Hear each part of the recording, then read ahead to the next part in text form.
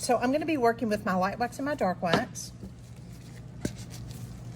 I always have a separate brush for each.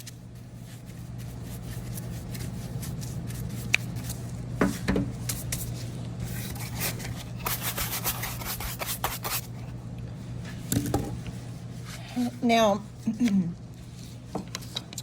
so I'm going to start pulling it through. Now, here's the magic. Look at this. Now my pattern starts coming. Look at just with a little bit here and there, I can't see it. So as I'm working my way around, this is also when, look how my clay color starts to come out. It's so subtle. Every piece, they're never going to be the same.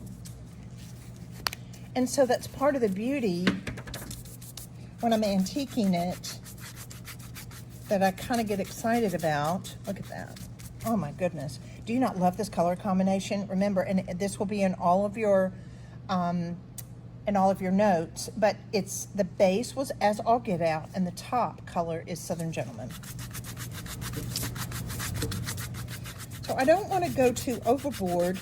Look how very little wax that I'm using. I think a lot of you have a tendency to use too much wax. Every time I apply it, I always offload.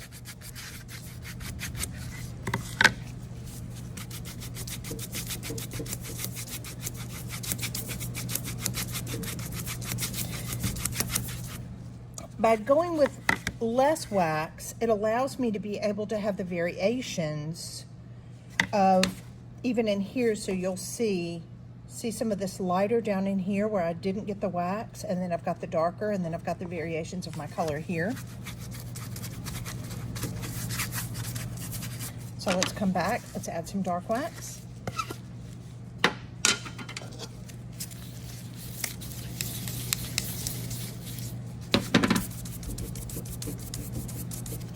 I'm gonna always start on my edge.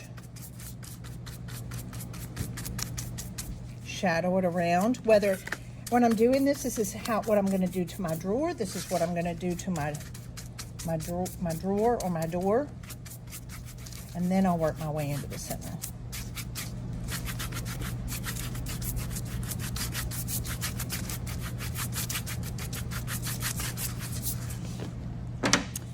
So now we want to make sure that it comes to a good tack, and then I'm going to be adding my Dust of Ages. So I want it to dry for just a few minutes. All right, so I've let this sit for just a second. Usually, as a rule, you can let it sit for about 5 or 6 minutes before you'll lose your tack.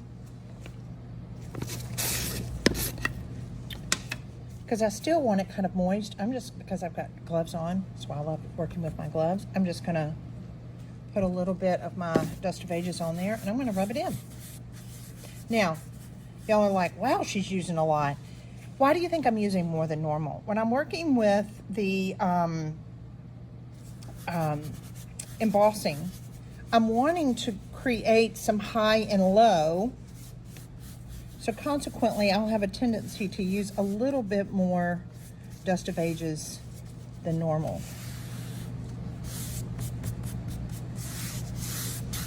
Getting that down into my wax.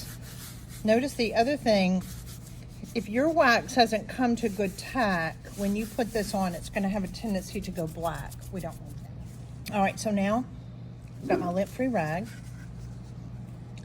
and I'm going to kind of start to test it because I'm wanting to be able to get a sheen and pull my embossing out.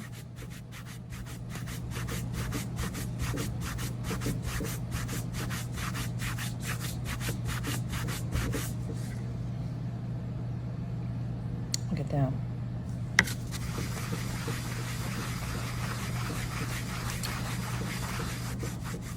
You know, I know there are a lot of products out there that are very pronounced and transfers, and I know there's a time and a place for everything. But when you start talking about finishes that are classic, understated, beautiful, this is in that category. we're at the studio. We brought Theo, and anytime he sees anybody, he's got to make sure that they know who he is. But he's big man on campus. So as I continue to work with this and buff it, I'll come back with a little bit of steel wool.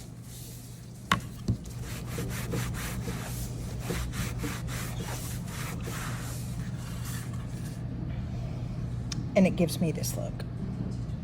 Isn't that pretty?